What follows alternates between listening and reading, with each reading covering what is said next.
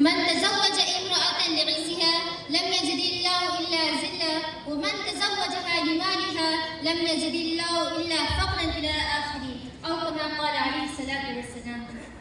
صدر محترم اور گرامی قدر سامعین کرام، اس وقت میرا موضوع سخن دنیا کی ہمارے معاشرے کا وہ ناسور ہے جس نے زندگی کی بنیادوں کو ہلا کر رکھ دیا ہے، سینکڑوں ہزاروں گھروں کو تباہ و برباد کر دیا ہے اور کتنی ہی جذبات کو مسک کر رکھ دیا ہے. یہ وہ بیماری ہے جسے آپ جہیز کے نام سے یاد کرتے ہیں. میں نے خطبہ کے بعد ایک حدیث شریف پڑھی ہے، اس میں حضور کوہ محمد عربی صلی اللہ علیہ وسلم کا پاک ارشاد ہے، جو شخص عزت حاصل کرنے کے لیے شادی کرے گا تو رب ذوالجلال ایسے شخص کو ذلت